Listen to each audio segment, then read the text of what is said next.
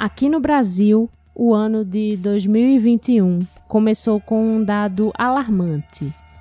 Hoje, o país tem mais pessoas vivendo na extrema pobreza do que na última década. Segundo a FG Social, são 27 milhões de brasileiros que vivem com menos de R$ 246 por mês e encontram dificuldades para garantir a alimentação diária. Você não almoçou? Não sei. São 15 para as 4, Eu da tarde. ainda Você não almoçou? sei. Não sei. E não vai almoçar? Não vou almoçar. E de repente também não vou jantar. Quanto tempo a senhora não come uma carne, uma coisa assim? Eu comi carne no Natal. Depois? Depois só ovo e salsicha. Quando dá para comprar. Eu penso no dia de hoje. O dia de amanhã eu entrego nas mãos do Senhor.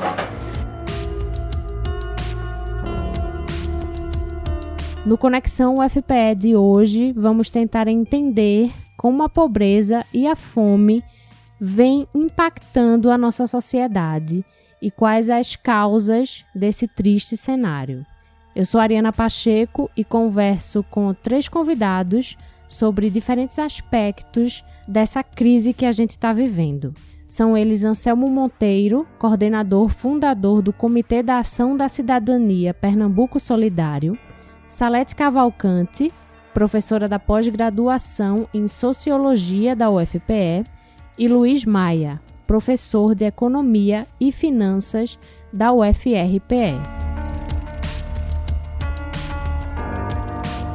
Então, para começar a falar sobre o nosso tema de hoje, a gente vai abrir o programa conversando com Anselmo sobre como vem se desenrolando o trabalho da Ação da Cidadania justamente nesse cenário de aumento da fome no Brasil.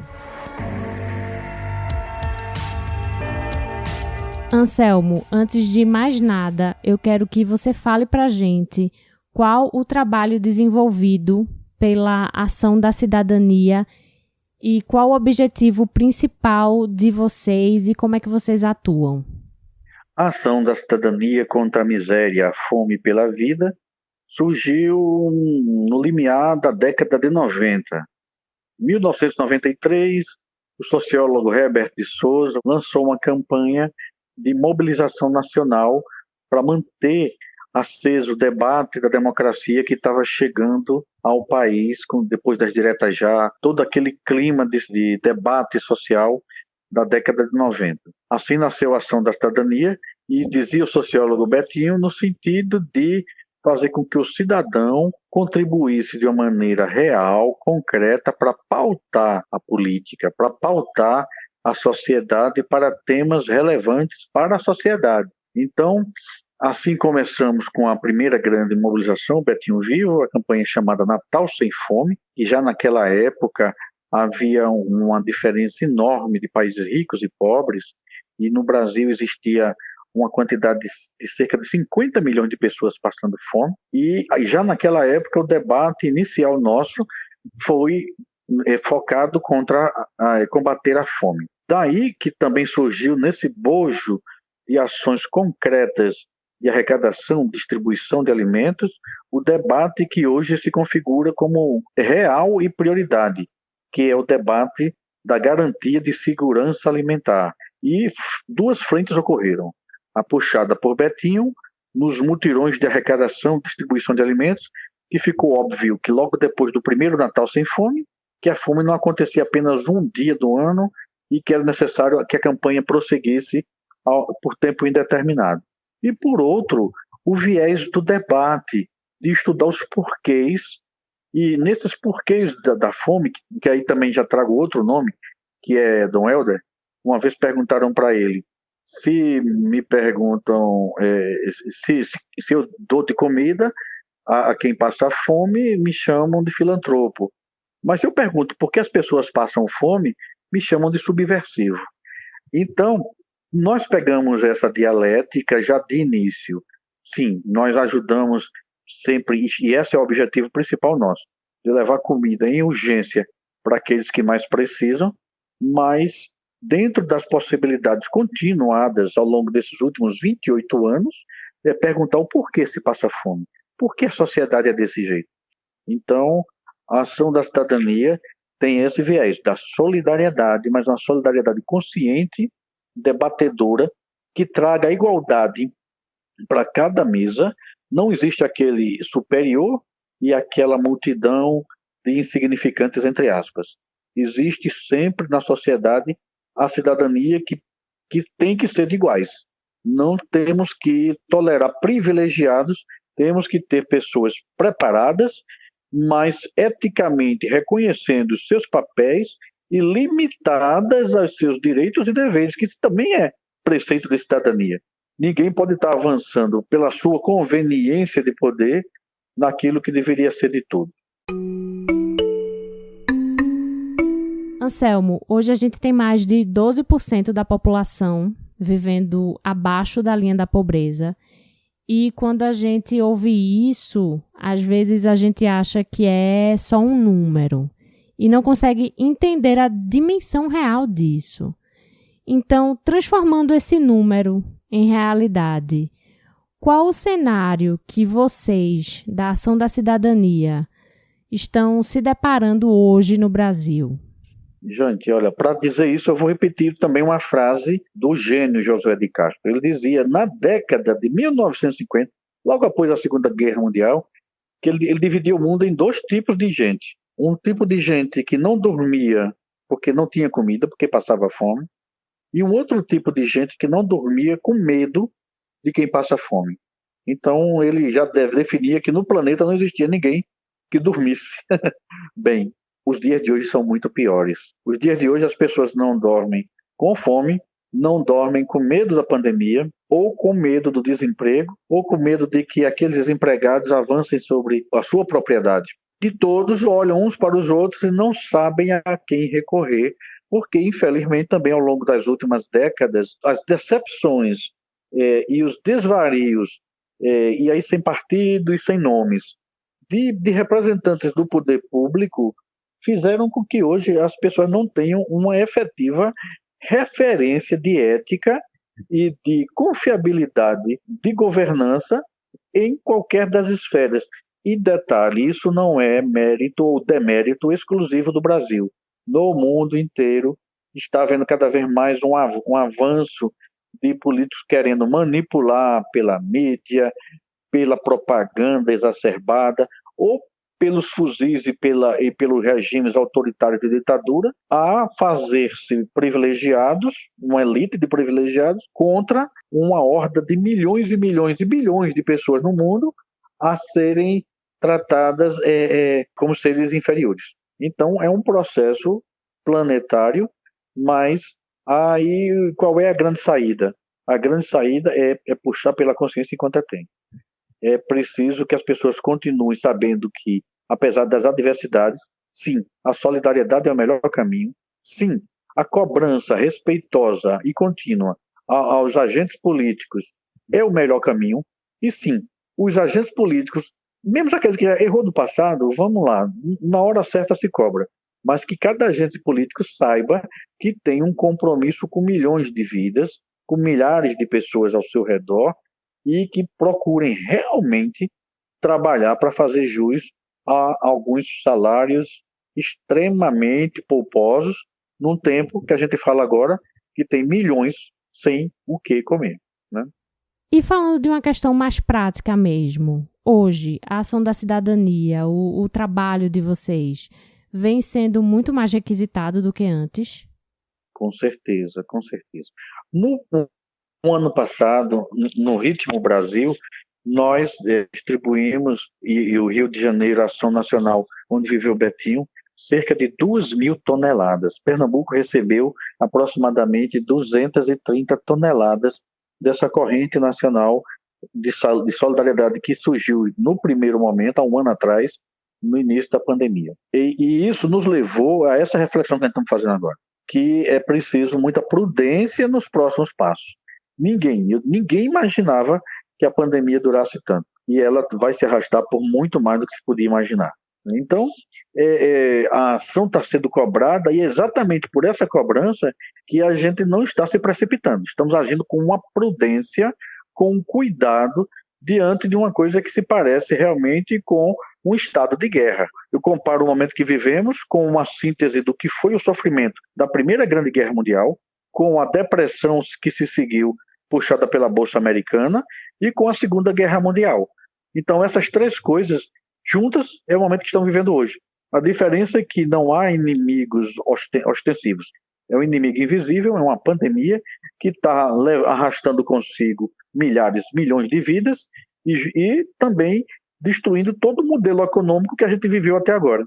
Sobra disso tudo, e é isso que todo mundo olha para a gente, a evidência de que a solidariedade, e eu acrescento uma palavra que tem que ser acrescentar, que é a ética na política, essa frase, temos que ter cada vez mais isso na pauta do dia. O que Betinho dizia há 30 anos atrás, que Dom Helder dizia antes disso, Josué de Castro estudou ainda na década de 50, hoje está na pauta de urgência.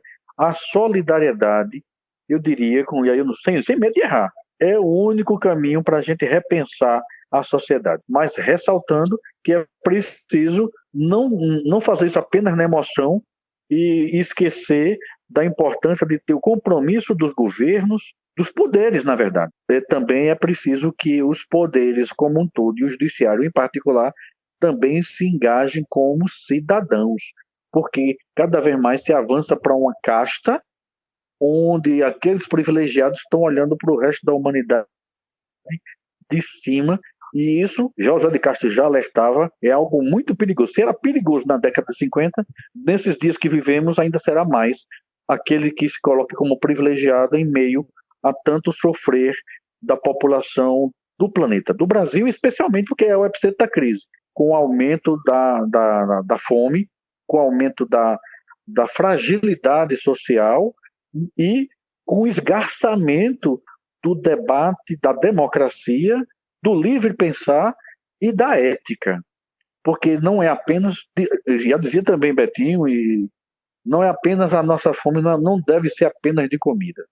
A comida é o principal, mas tem que vir junto com essa saciedade, a multiplicação da saciedade da fome do conhecer, de empoderar a sociedade pelo pensar. Então a ação é cobrada, é uma honra que a gente seja cobrado como sinal de que nós já podemos fazer alguma coisa para a sociedade, mas estamos muito cuidadosos com a questão de como agir. Estamos disponíveis, continuamos fazendo o nosso trabalho, mas não nos furtamos da condição de continuar pensando com clareza os melhores caminhos, que não apenas a comida, mas com todo esse contexto. A comida, na verdade, foi nosso grande carro-chefe para dizer que é preciso que o cidadão seja radicalmente considerado igual, que tenha direito igual à comida, que tenha direito igual à saúde, que tenha direito igual à habitação, à educação, à plena vida, à cultura. Infelizmente, estamos vivendo num momento em que até os mais privilegiados estão sendo privados de alguns desses direitos, e a gente tem que estudar tudo isso com muito cuidado. E, sim, cada vez mais nos esforçando em sermos agentes da solidariedade, mas sempre com muito cuidado. Anselmo, o aumento da fome no país também veio acompanhado do aumento no número de doações para a ação da cidadania ou não? O aumento da miséria levou a um aumento da solidariedade das pessoas? É um momento único isso que estamos vivendo hoje. E no Brasil isso é muito, muito bonito, e isso se tornou uma cultura. À medida que o brasileiro vê alguém sofrer, ele se mobiliza para ajudar. Isso foi uma cultura construída, e tenho certeza que isso se intensificou nos últimos 30 anos, e agradeço humildemente o fato de que a ação da cidadania tenha contribuído para isso. Mas estamos vivendo um momento em que, enfim, ano passado, por exemplo, tiveram empresas que doaram milhares de toneladas de alimentos. Mas essas mesmas empresas que também calculavam que a pandemia se encerraria com a virada do ano, que era onde se expectativa que chegariam as vacinas e chegariam democraticamente em quantidade suficiente para todo mundo, isso não aconteceu. E aí, essas mesmas empresas hoje, muitas delas estão sob risco de crise financeira. Então, claro que aí no campo empresarial houve um recuo, e nessa mesma medida o cidadão comum, onde numa família hoje, talvez algumas pessoas pelas circunstâncias já estejam sob risco de perderem seus empregos. Então há uma prudência econômica, vamos dizer assim, generalizada, mas fora isso, o povo brasileiro sendo realmente nessa índole de partilha, de ajuda, essa condição de saber que quanto mais e essa é óbvio, quanto mais você divide, mais multiplica, né? É uma coisa que a gente usa na ação da cidadania. Então as pessoas continuam se ajudando, as empresas vão criativamente se desdobrar em ajudar, mesmo com seus caixas mais baixos, e é preciso que todo mundo, na verdade, faça isso em conjunto, porque quanto mais em conjunto o cidadão, mesmo no seu aperto, e as empresas, mesmo no seu lucro menor, atuem para ajudar aqueles que estão em situação mais degradante, mais rapidamente também a roda econômica vai girar e todos vão estar em melhores condições no futuro, muito mais rápido, muito mais breve. Anselmo, e antes de a gente encerrar a nossa conversa, como é que as pessoas podem fazer para ajudar a ação da cidadania aqui em Pernambuco? Nossa entidade em si, fisicamente, e a gente sempre convida para conhecer, testemunhar. Fica dentro do Parque de Exposições do Cordeiro, aqui na Caxangá. O momento não é de sair, mas saibam todos, nossa sede continua funcionando com voluntários no dia a dia, dentro do Parque de Exposições do Cordeiro, na Avenida Caxangá, por trás do antigo prédio do Expresso Cidadão, aqui no Parque de Exposições. Uma ajuda, nesse momento, a mais prudencial, a mais tranquila, são as doações que caem na nossa conta corrente. Com essas doações é que nós estamos nesse momento em que diminuiu muito as doações presenciais, é que estamos fazendo os atendimentos às comunidades, que ressalte-se, a necessidade é muito maior do que qualquer possibilidade que a gente tenha de ajudar. Mas toda ajuda sempre será bem-vinda. Então a sugestão é que sejam doações via conta corrente. Nós temos no Banco do Brasil a agência 3234, dígito 4, é o número da agência, a conta corrente no Banco do Brasil 5633, dígito 2. 5633, dígito 2 é a nossa conta no Banco do Brasil. No Bradesco, agência 1055, dígito 3, conta corrente 9640, dígito 7. Vou repetir, né? Agência Bradesco 1055, dígito 3, conta corrente 9640, dígito 7. O nosso telefone de contato é o 81-3226-0063. E estaremos nos próximos dias lançando a campanha chamada relançando a campanha chamada Brasil Sem Fome. Em todo o país, vamos continuar assim na distribuição das cestas e vamos buscar a alternativa de continuar esse debate da importância da ética na política, da solidariedade consciente, para que a gente passe rapidamente por essa fase e veja logo dias melhores acontecerem.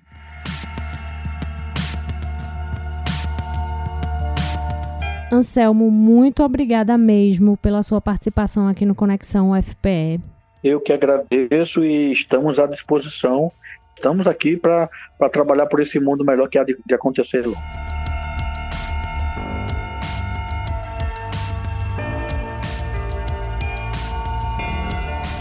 Os impactos da pobreza extrema e da fome não são só sentidos por aqueles que vivem nessa situação. As consequências reverberam em toda a sociedade. Então, para analisar o tema sob essa perspectiva, eu converso agora com Salete Cavalcante, professora da pós-graduação em Sociologia da UFPE.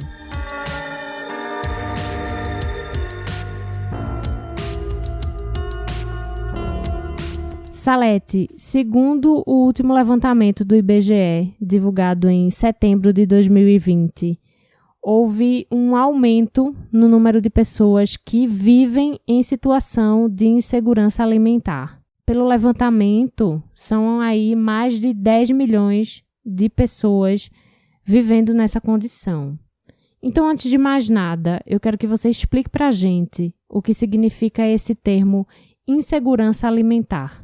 Então, Ariana, quando se fala em segurança alimentar, antes disso, ao seu lado estaria o outro lado, que seria o bom, né, o positivo, que seria da segurança alimentar. Então, segurança alimentar, né, é a FAO, instituição das Nações Unidas, que trata da agricultura e dos alimentos, considera que a segurança alimentar seria para garantir uma segurança alimentar sustentável para todos. Nesse sentido, você teria que se basear que a segurança alimentar deve responder aos direitos à alimentação, à igualdade no acesso à alimentação e também uma alimentação apropriada. Então, a insegurança alimentar tem essa ideia, é que não está sendo oferecido, vamos dizer, alimento na forma adequada, vamos dizer, apropriada, isso quer dizer em quantidade e em qualidade. Então, por exemplo, se diz que um elemento da insegurança alimentar no Brasil, 60% da população tem obesidade. Então, esse é um lado, não é? Quer dizer, é tão interessante, porque quando eu estava pensando sobre isso, para começar com você, eu pensei, nessa hora a gente não está pensando em obesidade no Brasil, nós estamos pensando no outro lado. Quando se fala de insegurança alimentar no Brasil, é um problema, porque as pessoas não se alimentam como deveriam, e, por outro lado, você tem que reter o consumo de alimentos que não são tão bons, vamos dizer, para a saúde. Não tem alimento na qualidade, né, e na quantidade que chegue, então, para todos. E como é que essa realidade de insegurança alimentar vivida por milhões de pessoas no Brasil impacta a nossa sociedade como um todo? Quais são os desdobramentos disso em outras áreas?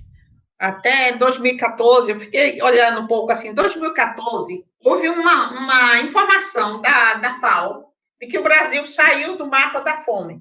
Isso quer dizer, houve programas anteriores, né? São programas que vêm do governo Lula, mas antes tinha um grande momento na sociedade brasileira que foi o reconhecimento da agricultura familiar como sendo importante, porque era para produzir alimento e alimento seguro, que seria distinguir alimento de mercadoria. Você tem que garantir que o alimento, não somente mercadoria, porque a gente sabe, né, quem vive em Pernambuco, quem vive no Brasil, sabe que grande parte das nossas áreas, das nossas terras, são para produzir alimentos para ser vendidos, né, lá fora. As pessoas falam da política de commodity, mas vamos pensar dentro da história do açúcar, né, da cana-de-açúcar.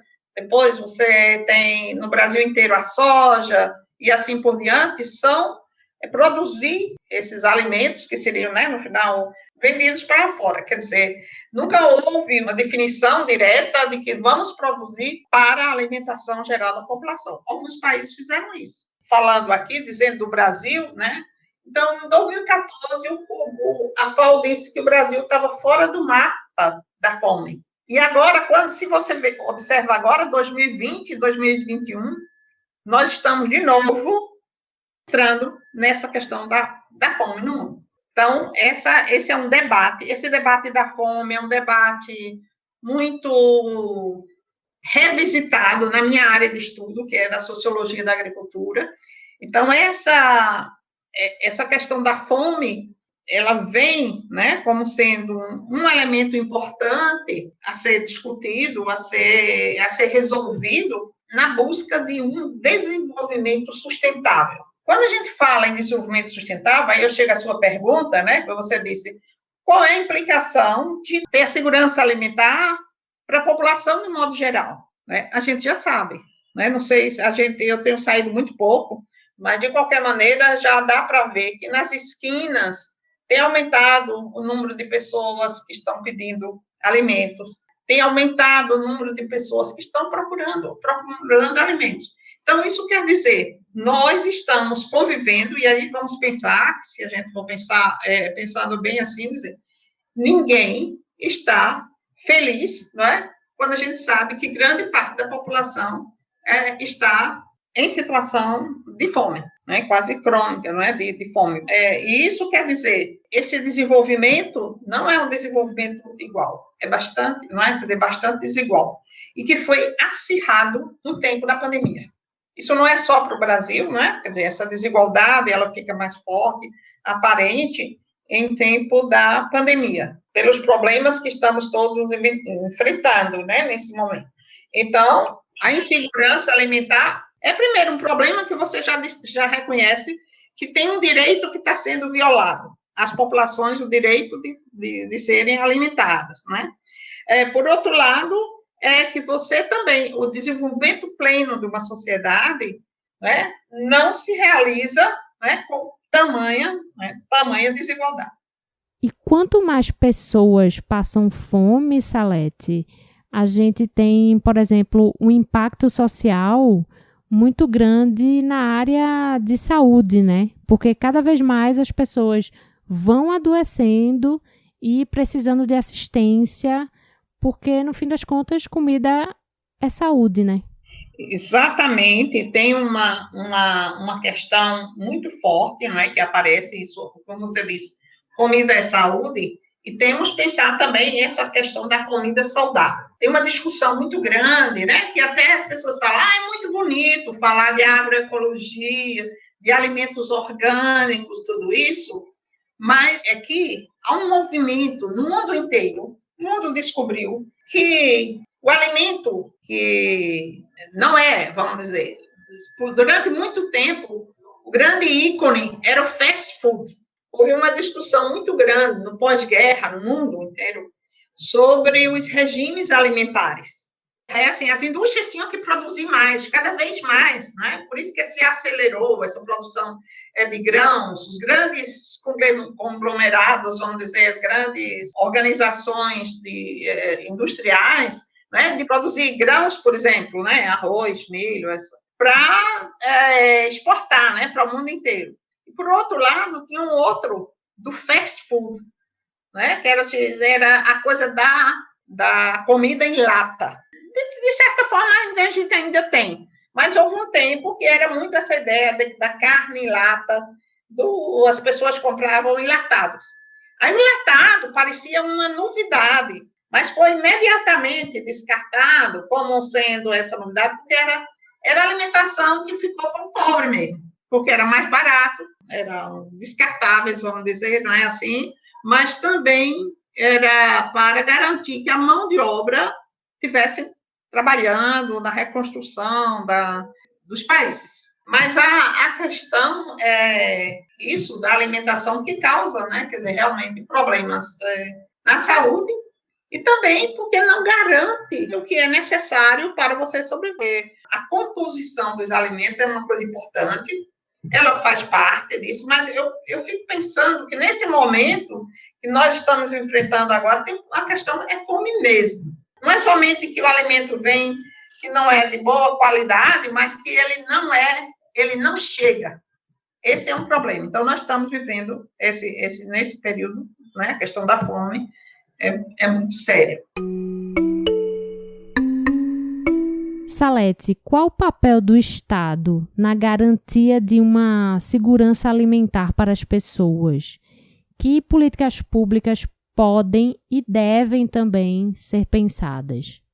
Nessas políticas, uma política mais ampla, né, que seria essa garantia de alimentos, por exemplo, tem um fato muito importante que apareceu agora. No momento da pandemia, o que é que acontece? O que é que as pessoas estão falando? Eu não estou falando, eu estou falando das pessoas que na rua. Elas falam, o preço do arroz cresceu tremendamente. Isso quer dizer, se houvesse uma política de governo que dissesse que os alimentos, o preço dos alimentos tem que ser retidos, isso quer dizer, você teria uma maneira de controlar que os gastos da população pobre com alimentos não crescessem na proporção que tem crescido agora. Outro ponto é que você, como política de governo, por exemplo, havia um ministério do governo Lula que foi desmontado logo no Temer, quando o Temer entrou, que se chama Ministério do Desenvolvimento Agrário. Veja que no Brasil você tem o Ministério MAPA, o Ministério da Agricultura e da Pesca Grande, né, que o pessoal fala do agronegócio, e, por outro lado, você não tem um ministério que cuidava exatamente dessas políticas para a agricultura familiar, das políticas para garantir o jovem no campo. Então, o governo deveria garantir isso, preços dos alimentos, né? Garantir terra para os ribeirinhos, terras para os agricultores, que eles possam produzir, programas que forneçam sementes, a questão da semente, controles de sementes, né, para a agricultura familiar. E havia uma questão de controle de estoques, que é bancos, né, como que você garanta que, por exemplo, que o país tenha feijão, que o país tenha arroz, que tudo isso, e que em qualquer crise você possa usar esses recursos para resolver o problema da fome. Por último, eu queria falar uma questão que eu acho importante quando a gente vai falar, nós estamos falando dessa pobreza, né? Eu disse, no final a gente está falando muito dos alimentos. Existe em vários países uma definição de linha de pobreza. Não precisa fazer uma lista como estão fazendo agora, buscar uma lista, mas tem que já definir o que é ser pobre nesse país, a pobreza. Então, tem que ter políticas que garantem a essas pessoas que elas tenham um patamar de igualdade. Isso quer dizer, ela tem que ter alimentos, residência, né, casa para morar, e também condições de acesso à água potável, né? E o que nós estamos observando hoje, que a falta disso tem gerado a miséria, vamos dizer, e cresce nesse momento de pandemia. Salete, só para deixar claro para quem está ouvindo a gente, quando você fala em dar terra para as pessoas, você está falando da questão que tem muita terra concentrada para a produção de produtos de exportação e não para a produção de alimentos para consumo interno. Aquele alimento que a gente vai ali no supermercado e compra. E quanto mais os pequenos agricultores tiverem acesso à terra, mais a gente vai ter disponibilidade de alimentos, né? É muito bom você falar nisso aí, porque nós tem uma discussão grande agora, né, sobre a questão que passa pela a forma de gestão do Ministério do Meio Ambiente, que quando eles fazem, né, tem até uma frase que ficou bem conhecida aí, que o ministro fala, quando eles falam, se preocupam com a saúde, a gente deixa a boiada passar.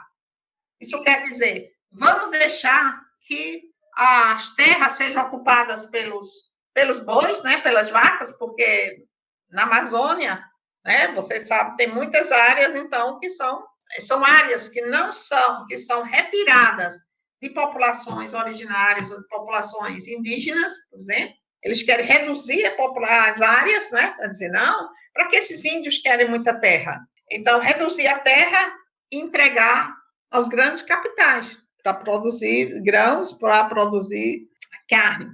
E, por outro lado, deixa o espaço que poderia ser apropriado por essa população indígena para produzir o milho, para produzir a mandioca, cada vez mais restrito. Por exemplo, você sabe, tem muitas discussões, infelizmente, nesse período agora da pandemia também, por exemplo, da luta pela terra. O MST está aí. E eles estão até com campanhas muito interessantes agora, solidárias, de oferta de alimentos, né? Mostrando que os assentamentos estão produzindo alimentos para as famílias. No Vale do São Francisco, por exemplo, que é uma área que eu trabalho mais, então você tem essa terra, grande terra que está com as grandes fazendas de produção de uva, indústrias, agroindústria, né, muito, muito forte, mas tem poucos ainda assentamentos que são da luta, né, que é chamado os assentamentos do INCRA, os assentamentos do MST, e é nesses assentamentos que as famílias conseguem produzir, né, para alimentar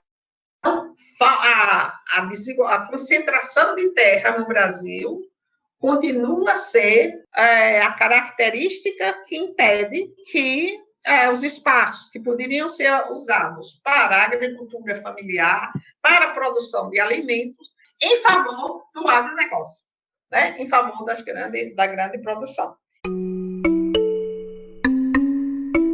Salete, a minha última pergunta para você é: qual o papel e a importância do engajamento social nessa questão do combate à fome? Muito importante. Esse engajamento, que nós vamos falar assim, tem organizações, né, tem ONGs que estão envolvidas aí, é muito importante. Esse trabalho voluntário, o pessoal na rua, né, garantindo alimentação para as pessoas de rua. Isso eu acho que eles também, cada vez que eles estão falando, eles falam que tem crescido o número dos que vão buscar a comida, né? A comida que é oferecida para os que moram na rua. Então, eu acho que esse papel dessas comunidades, desses grupos, né, de solidariedade, tem crescido bastante. Eu acho que esse é um lado importante e que eu acho ainda que é o que tem minimizado a miséria em que nós estamos vivendo nesse tempo. Salete, agradeço demais a sua participação aqui no Conexão UFPE. Até uma próxima. Boa tarde para vocês e bom trabalho, né, para vocês. Bom trabalho.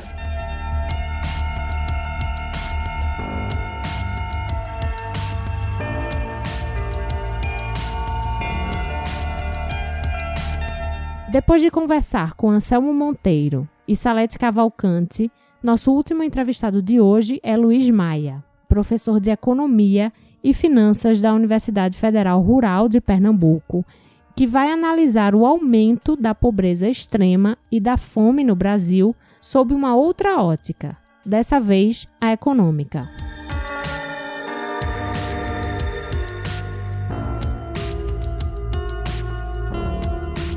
Luiz, a gente vive um momento muito alarmante no país, com o crescimento da pobreza extrema e, consequentemente, da fome.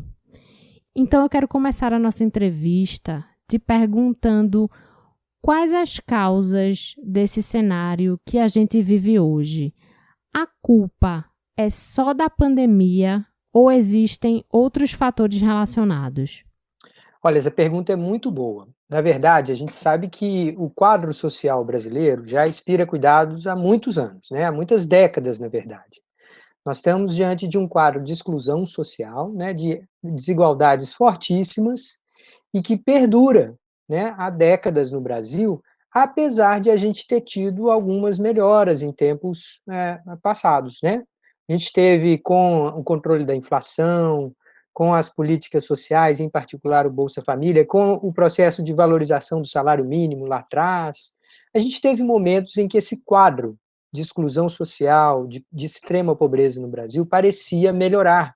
A cada ano que passava, a gente conseguia trazer mais pessoas para fora dessa linha, né, de rendimentos tão baixos e que coloca tanta insegurança na vida das pessoas.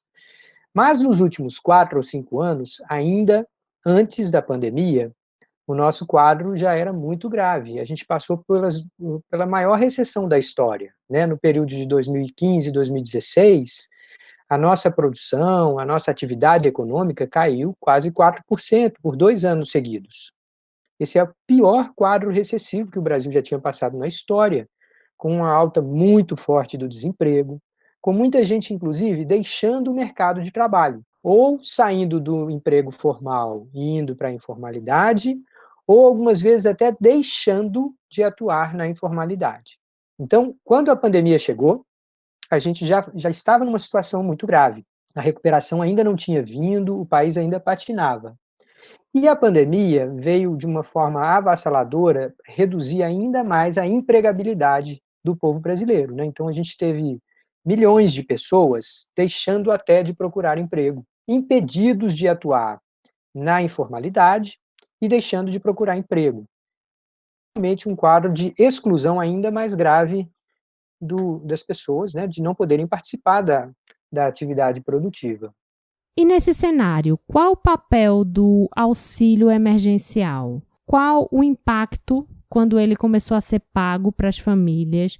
Qual o impacto quando ele foi suspenso? E também qual o impacto da volta dele, só que dessa vez atendendo menos famílias?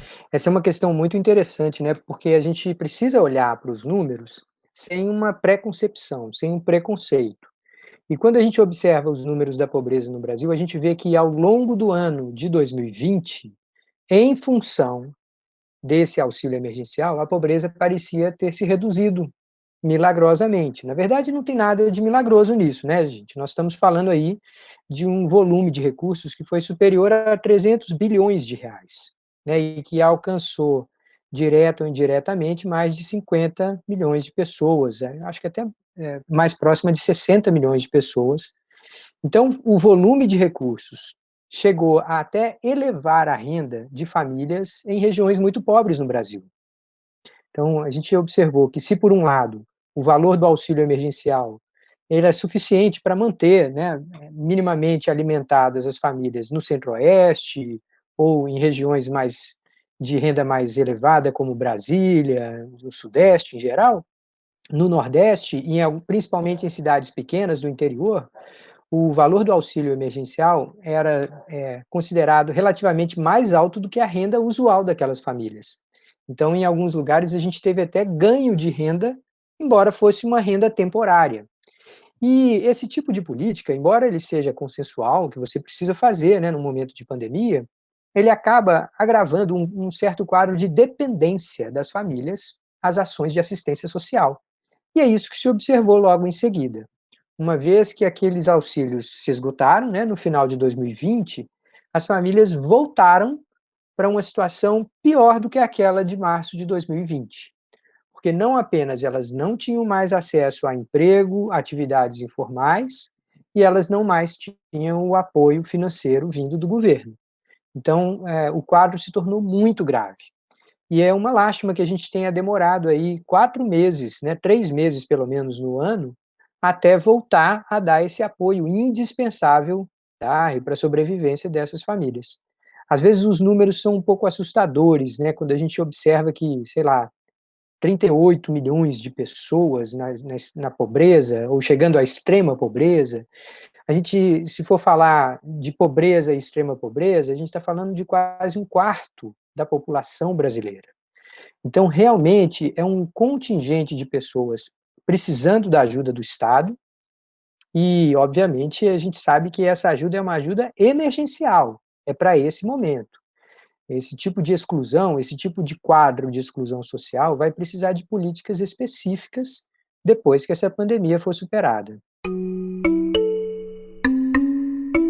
Luiz, ainda falando sobre o auxílio. Como você acabou de comentar, algumas famílias tiveram um aumento na renda mensal com o pagamento do auxílio. E aí, quando há a retirada desse dinheiro, é justamente em um momento de alta do preço dos alimentos. E, inclusive, em um certo momento se foi discutido a relação, né, entre esse aumento e o pagamento do auxílio às famílias. Uma ideia de que, pelo fato de mais pessoas estarem comprando comida por conta desse incremento na renda, naturalmente os valores subiram. É isso mesmo? Eu quero que você fale um pouquinho sobre isso. Ótimo, esse é um ótimo ponto. Então, vamos lá. A gente teve lá, no ano passado, um auxílio no valor de R$600, que em alguns casos chegava a mais, né, o valor ficava até mais robusto. E esses gastos, obviamente, com as pessoas impedidas de circular, impedidas de trabalhar, esses gastos eram dedicados para aquilo que era mais importante, né, que era a segurança alimentar. Então, grande parte desses recursos foram destinados a bens de consumo direto, né, de alimentação mesmo. Tanto é assim que o setor de supermercados no ano de 2020 teve um ano bom. Se por um lado as pessoas deixavam de frequentar bares, restaurantes e comida fora de casa de maneira geral, elas passaram a depender muito mais da comida preparada no próprio ambiente doméstico, né? E isso vem do consumo nos supermercados principalmente.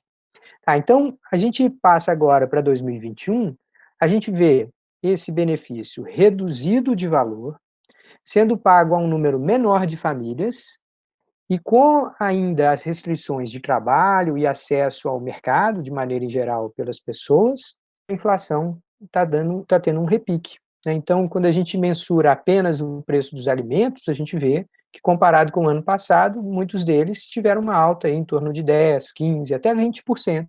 E são altas duradouras, foi uma mudança de patamar. O que provocou esse salto no patamar de preços não foi apenas a demanda maior do consumo doméstico. Tem uma parte disso também que é para exportações, que é o valor do dólar. A gente sabe que o Brasil é um país produtor de alimentos e exportador de alimentos. Então, boa parte da nossa produção vai para o exterior. E houve uma demanda grande do exterior, buscando parte desses produtos aqui dentro, fez com que o preço também saltasse. Então, uma grande crítica que se faz, é uma crítica devida que se faz ao atual programa de auxílio emergencial, é que ele está tendo valor reduzido, está chegando a um número menor de famílias, quando o custo de vida está mais alto. Nem apenas os alimentos, né? A gente ainda pode falar do custo de combustíveis, de tarifas de energia elétrica e tudo mais. Então, o custo de vida em geral subindo, o valor do benefício caindo e um número menor de famílias sendo assistidas. Isso faz com que o impacto positivo que a gente observou lá no ano de 2020, ele tende a ser muito menor no ano de 2021. É um programa que vai ter resultado muito, muito inferior ao que se observou no ano passado. E além dessa expectativa pouco positiva com a volta do pagamento do auxílio emergencial, o que a gente pode esperar para os próximos anos nesse cenário de extrema pobreza e fome? Então, a gente precisa suspender a dinâmica geradora de exclusão, né? O país é como se fosse uma máquina de gerar exclusão social. A gente entrega serviços muito de baixa qualidade para a população, a gente tem uma estrutura tributária muito onerosa sobre as famílias de baixa renda. Então, a gente tem, de fato, um arcabouço, né, político, tributário, institucional, que é gerador de exclusão social. A gente precisa reverter isso. Tem dois grandes caminhos para a gente fazer isso. Uma parte, a gente vê notícias aqui e ali de articulação social privada, né, assistência social privada. Então, tem muitas grandes empresas que têm, né, uma capacidade financeira maior, que estão apoiando iniciativas locais para geração de emprego e renda. Eu acho que essa é, digamos assim, a expressão-chave da nossa trajetória futura, é a geração local de emprego e renda. Isso passa também um pouco pela revisão do orçamento público. No final das contas, nós somos um país que tributa muito pesadamente as famílias mais pobres e que entrega serviços de baixa qualidade para essas mesmas famílias. Então, a gente vai precisar rever a natureza desses gastos, entender como que o Brasil acaba sendo um país que elege como prioridade pagar salário de serviço público para determinados fins. Então, ao invés de investir em educação, a gente paga muitos salários no setor de educação. E é preciso olhar com uma visão um pouco mais temperada, equilibrada sobre esses gastos públicos. É preciso que a gente desloque recursos para melhorar a infraestrutura urbana. Afinal de contas, é nas grandes cidades que vive a grande maioria da população brasileira, né? A gente precisa observar iniciativas como, por exemplo, a existência de lavanderias comunitárias que está sendo tentada lá em Teresina, no Piauí, fazendo inclusão de pessoas para o mercado. A gente tem a urbanização de favelas, que está sendo uma iniciativa lá na Prefeitura de São Paulo. A ideia ali é não só a urbanização, né, pavimentação, mas permitir regularização dos imóveis de famílias que muitas vezes ocuparam aquelas áreas há décadas atrás, mas que não têm um título de propriedade, então não podem exercer a sua propriedade. Então, o processo nosso é um processo longo, que vai envolver tanto uma revisão do papel do Estado no nosso país, quanto também uma assunção de responsabilidade por parte do setor privado. Luiz, e antes de terminar a nossa conversa, eu quero te fazer uma pergunta bem básica, mas que eu acho importante para a gente entender essa relação entre economia e insegurança alimentar. O problema da fome só está ligado à economia ou existem outros fatores que entram nessa conta? Não, pois é, vamos lá, gente. O acesso ao recurso financeiro, obviamente, é uma questão fundamental. Mas nós temos a percepção que países como o Brasil superaram um tipo de fome, aquela fome da inanição, né? Hoje nós temos, ao mesmo tempo, o problema de fome e obesidade em comunidades carentes.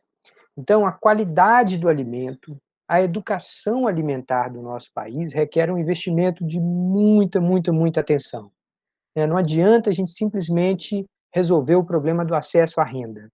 É preciso que a gente, de alguma forma, avance um pouco na direção que os países desenvolvidos fizeram, de regular o consumo de bebidas excessivamente açucaradas, de rotulagem informativa nos alimentos, né? Então, o uso de rotulagem simples, de visualização rápida, interpretação relativamente acessível, faz com que as pessoas possam tomar decisões de consumo mais bem informadas, né? A gente sabe que hoje em dia existe um marco regulatório sobre rotulagem, mas quando você pega um alimento e vai ler, muitas vezes são informações técnicas. A gente precisa transformar essa informação numa informação mais acessível ao público, de modo que as pessoas passem a fazer escolhas de alimentação saudável. Mas falando em uma escala mais global, um país considerado rico economicamente, necessariamente é um país sem fome, sem segurança alimentar? Bom, eu acho que aí a gente tem que entender como que a sociedade brasileira ainda não está disposta a enfrentar os seus problemas mais profundos, mais crônicos, né? A fome no Brasil é um problema estrutural, um problema que sempre existiu, desde que se pôs o pé aqui. Então, a gente precisa entender que a superação, o crescimento da economia, a expansão dos negócios, essa é uma etapa necessária que um país precisa fazer, mas é muito distinto o crescimento do desenvolvimento. A ideia de que a gente precisa trabalhar o acesso à informação, o acesso a uma espécie de autonomia, né, que de uma maneira mais precisa a gente chama de cidadania. Então, a fome, ela revela uma cidadania precária, uma participação inconstante ou às vezes infrequente do cidadão nas decisões políticas do seu país, a desinformação e as fake news, que são ameaças tão grandes à nossa democracia, tudo isso acaba compondo um quadro que, mesmo que não exista ali a fome extrema, né, a absoluta inexistência de alimento, vai constituindo um quadro de permanente vulnerabilidade. E sem superar essa vulnerabilidade, sem construir cidadania, a gente vai estar à mercê, de tempos em tempos, observar crises econômicas se transformarem em crises humanitárias. Eu acho que é essa fome de longo prazo que a gente precisa buscar combater com a construção de uma cidadania mais inclusiva e mais democrática. Luiz, obrigada pela sua participação no Conexão UFPE. Até uma próxima. É um grande prazer estar aqui, contem sempre comigo. Muito obrigado. Um abraço.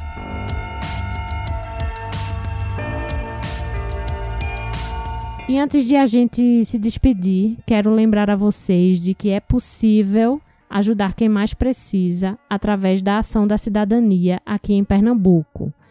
Para saber como ajudar, você pode entrar em contato pelo número DDD 81 3226 0063 3226 0063. Fale com a Ação da Cidadania e ajude a levar comida para quem tem fome.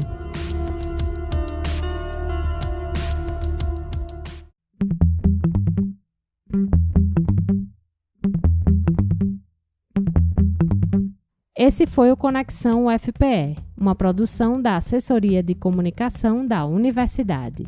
Eu sou Ariana Pacheco e esse programa foi produzido por Joyce Olimpo e Larissa Soares e contou com áudios de TV Globo e TV Cultura. Você pode falar com a gente através das páginas facebook.com/Conexão UFPE e twitter.com/Conexão UFPE. Deixa lá a sua sugestão ou comentário. Para acompanhar a nossa temporada 2021, siga a gente no Spotify, Deezer, Google Podcasts, Apple Podcasts e no Mixcloud. Eu vou ficando por aqui, mas semana que vem eu tô de volta com mais um programa inédito. Até lá!